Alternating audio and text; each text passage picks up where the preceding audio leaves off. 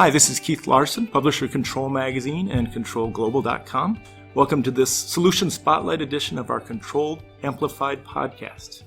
Today I'm on location at the 2019 Emerson Global Users Exchange in Nashville, Tennessee. And I'm joined by Peters Zornio, Chief Technology Officer for Emerson's Automation Solutions business, to talk operational analytics. Welcome, Peter. Pleasure to have you. Keith, great to be here. Good to see you again as usual. Well, thank you. It's good to be here. I think I've been at every exchange since it started, and I wouldn't miss one anytime soon. So it's a real pleasure. Analytics certainly has been a major theme of this event, as it seems like it is every conference lately, or every magazine article that you read around industrial IoT. But I do think some people in our space that work in controls and automation might be a little bit intimidated by the concept of data analytics and analytics in general, thinking that all analytics maybe require some sort of data science background or degree. But I think at the operational level, and I think you've shown that this week, analytics don't have to be that complicated. Can you maybe explain where analytics fit within the traditional paradigm of sensors, controllers, and actuators that we live in with industrial automation? Sure. First of all, I would say, control automation people should not be afraid of analytics because they've been using them for a long time. We just didn't necessarily always call it that. So, fundamentally, the broad topic of analytics and the broad category of analytics, just as the name might apply, is doing analysis or modeling or any other kind of processing and looking at data to try to derive what a future condition might be based on looking at today's conditions, to establish relationships between causation, what sort of thing is causing something else, to build hopefully an online model that actually is looking at current conditions and is actually telling you what actions to take, or maybe even taking those actions itself to provide either better performance or to prevent a failure or to do something that makes the world better. And in our case, in automation, analytics where it could be as simple as, what we did with PID loops now for 60. Compare the set point to the process variable. Exactly. And take an action. Exactly. And a PID loop is fundamentally a very simple model of what we think the process looks like in terms of its control parameters, right? And then we look at the data and we take an action. So, what we talked about today was, look, there's a lot of different kinds of analytics that we've always used in our industry. Sure. Plants themselves have been designed with what we call principle-based analytics, where we use actual chemistry and thermodynamics and physics, where we know the actual interrelations or the physical or thermodynamic rules of how things work together. Absolutely. Sometimes we call those mechanistic models. And, that's how plants are designed. We know the chemistry, the physics, we design them that way.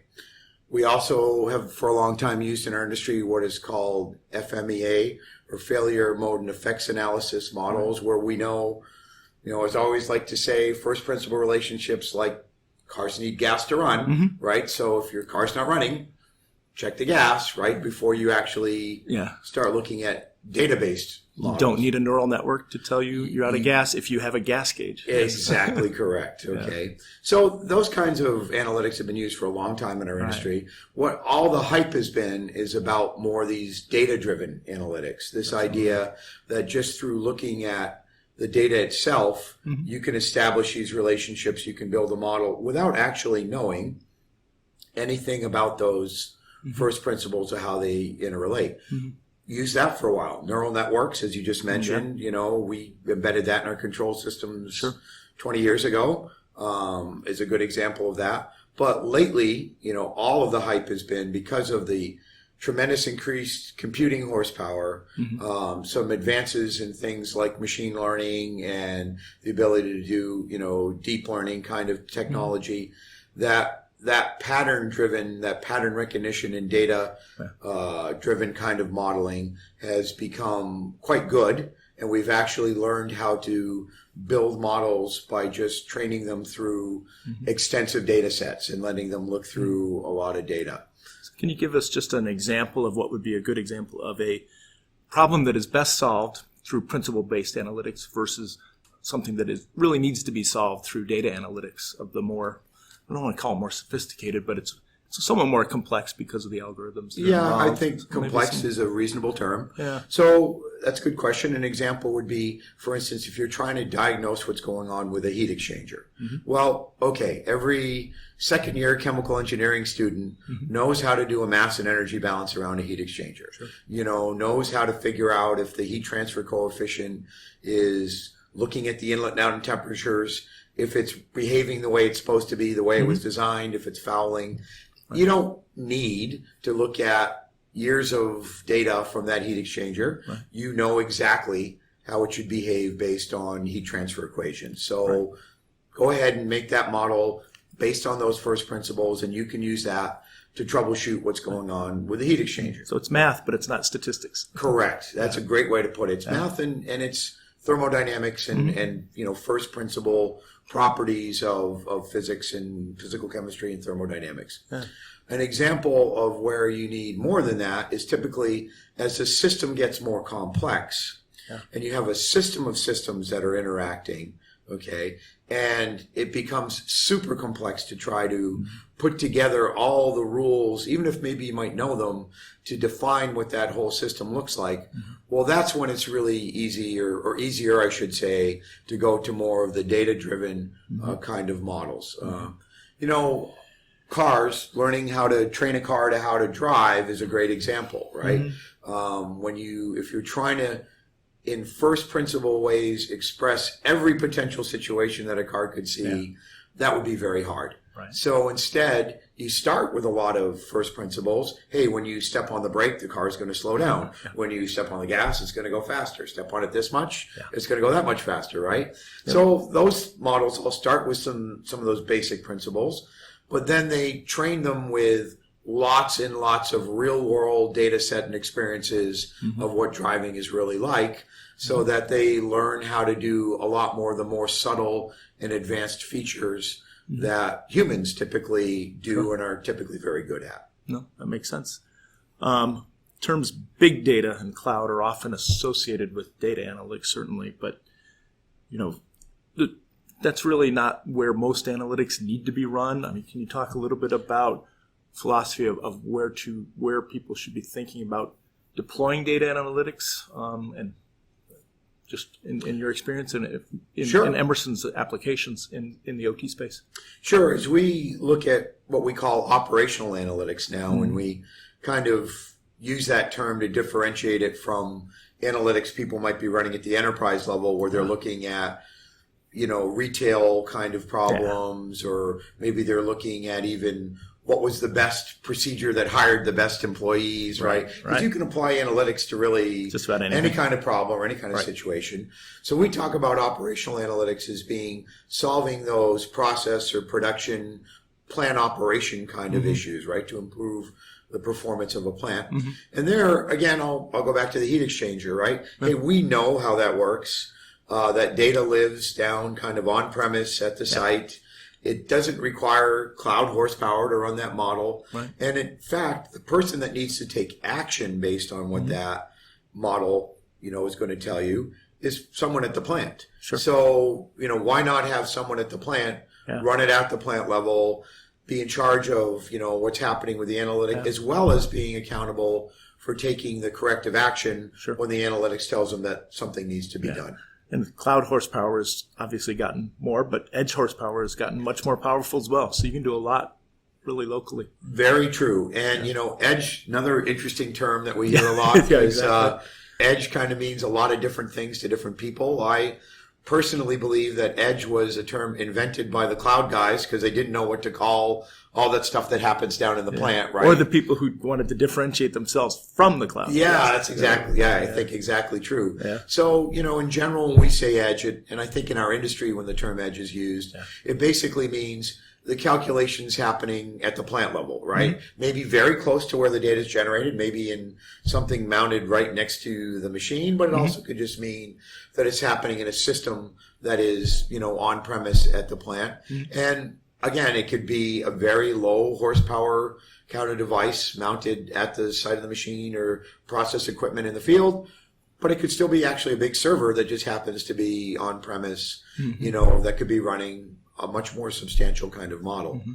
I guess I always think of my analogy for cloud analytics in the operational sense is when you start comparing performance of fleets of assets that are not in the same place, that's when I think the cloud has real power to do fleet operational analytics like that. Yes, completely agree. That's actually, and I love analogies. That's actually an example, an analogy I've used myself, right? So I'll go back to the self-driving car. Yeah. The analytics that are going to run in that car, that are going to talk to the sensors and figure out if that object in the road is a beach ball or a boy, what I mean? Which obviously the actions are going to be very different depending on what it is. You want those running in the car, right? You don't want to be going up to the cloud. No. You want those running in the car. Agreed. Okay. Now, once you've done that, looking at all the sets of cars that have had that data and really improving maybe the algorithm that's running in the car, that's a perfect job for the cloud. Absolutely. So the cloud will pull that fleet level set of data, run that kind of calculation, tweak the model that's going to run at the edge, in the car, and improve what happens at the edge. So that's that's a model we see a lot, is that the idea that you run it close to the process, but you step back and run bigger level analysis across bigger data sets, because at the cloud you have a bigger view of everything that's going on to maybe then improve what's happening at the edge. Yeah, that makes sense.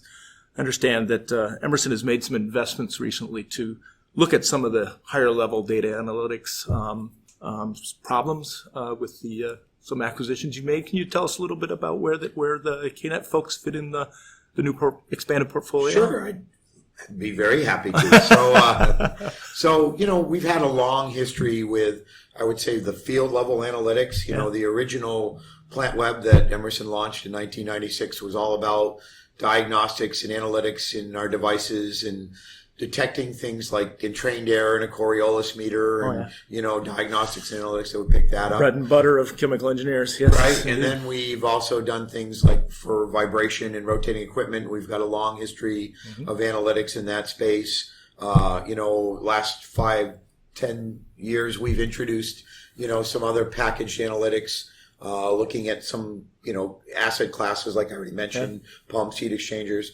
What we didn't have was kind of that broad scale machine learning, using all of the latest and greatest techniques platform that either we could do applications with or customers could use to do themselves for the bigger problem. So that's where we acquired the KNet technology to sort of fill that slot in our portfolio. And now we feel like we've got it kind of from top to bottom, if you will, where we have the embedded diagnostics and that are in the devices. We have kind of the single, simpler asset packaged applications that are frequently first principles based, all the way up to this KNet platform that can do the bigger problems and apply more of the data-driven analytics. Yeah.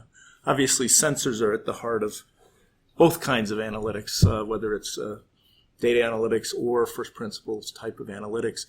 What do you see going on? Obviously, Emerson's pretty good at sensors. What are there new pioneers or new frontiers of sensor technologies that you're exploring or expect to be more broadly deployed in the next few years? Yeah, we like to think a little better than pretty good, but that's okay. Well, I got to I got to downplay it just a little bit, of course. Okay, no. So we've for about 12 years now, 13. We've had this strategy that we call pervasive sensing, was really all about a whole new portfolio of sensors to be applied to areas just outside of the traditional process and process control. And, I'll break it broadly into kind of 3 different things that we were looking for. Number one was they had to be much simpler to install, right? Because a lot of times we're talking about brownfield sites where they... nobody wants to have to go cut into a pipe or weld, so making them non-intrusive, making them clamp on, making them easy to install in a process was a big, criterion. Okay.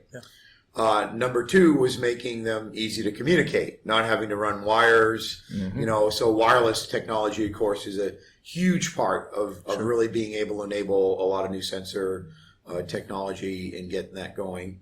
And then number 3 was new measurements, new types of variables. Two new types of variables, right? So corrosion, acoustic. We use acoustic now for detecting leaking steam traps or detecting pressure relief valves, okay? Vibration, of course. Not that we didn't have vibration, but being able to have easy deploy vibration. So, those three things together are kind of the strategy that we're doing to try to evolve our portfolio into these new areas. Location awareness was one of the ones we just introduced that's proven to be very popular. As I look ahead, I would say that, obviously we'll continue to expand the portfolio that we have with the existing wireless technology. We're always looking at what a next generation wireless technology might be.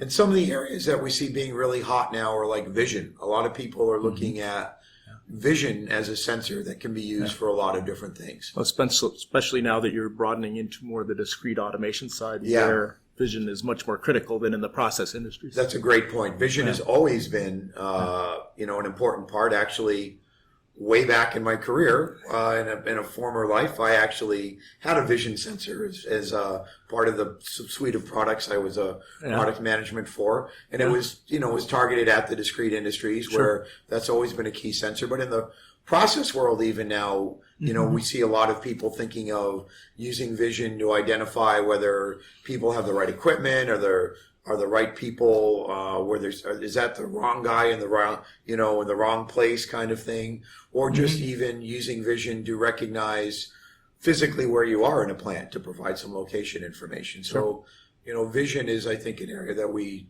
see a lot of interest in. Yeah. Well, you mentioned the brownfield facilities. Of course, as soon as you start up a new plant, it's immediately a brownfield, as they say. So there's usually going to be many disparate sources of data in any brownfield facility that has evolved over the years. So, what steps are you taking to really ease the often complex task of bringing those disparate sources of data together, kind of that data management thing to facilitate operational analytics? It's a big challenge. Yeah, it is. And from my observation, kind of what's happened is, we had a huge wave of excitement about analytics and machine learning and all this stuff, and everybody ran out to kind of work on that. And then all of a sudden they realized, oh crap, we need the data, right? We can't actually, run analytics without the data, right? Or the two pieces you need are over in these two different data. We have the data, but how do you correlate? Right, and that's actually what I meant, right? They might have it, but getting it to where the analytics are, getting it in a consistent context where it could be used and digested by the analytics. A lot of, I think, our customers have found out that there's a lot of hard work to be done still in their data integration strategies and how they bring the data together so that they can run a lot of this great new analytics technology on top of it.